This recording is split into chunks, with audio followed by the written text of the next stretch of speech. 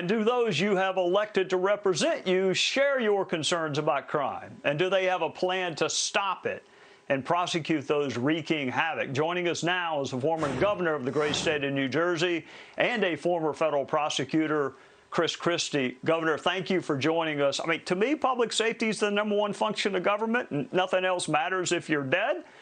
I don't see the urgency about dealing with this crime wave, but maybe I'm wrong, and I know if I am, you will tell me. Well, unfortunately, Trey, you're not wrong. Look, President Biden, during his campaign and so far in his administration, has shown not only no interest in stopping violent crime, the rhetoric they've been using actually encourages violent crime. They have not been supportive of the police and their mission.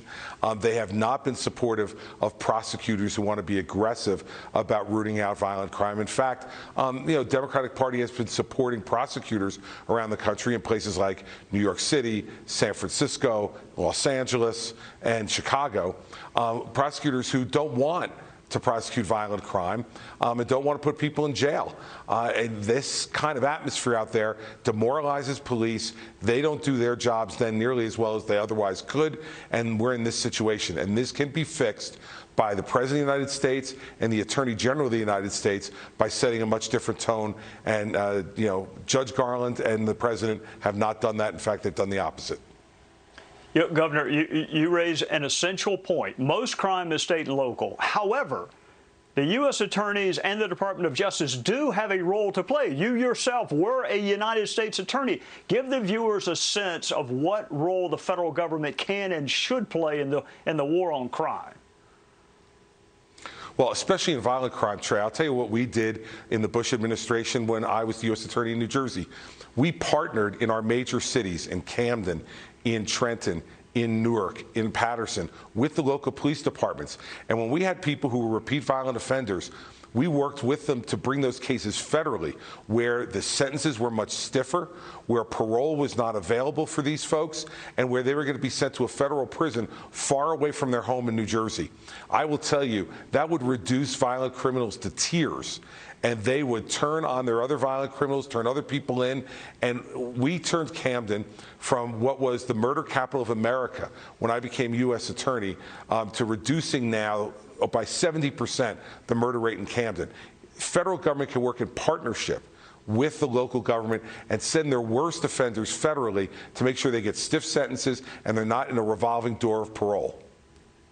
All right, if you were the Attorney General or you were giving advice to the Attorney General, I mean, I do hear Judge Garland being outraged about parents in Virginia, and he's outraged about some redistricting maps. I have not heard the outrage about violent crime. I mean, what should he be telling the United States attorneys?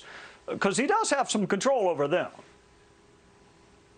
A lot of control over them. Look, Trey, as you know, we report directly to the Deputy Attorney General and the Attorney General of the United States, and they can direct us to what to do. What he should do is call all those U.S. attorneys together and say, I demand that you partner in your major areas of your districts with local law enforcement, and I want to see the violent crime prosecutions in your district start increasing immediately.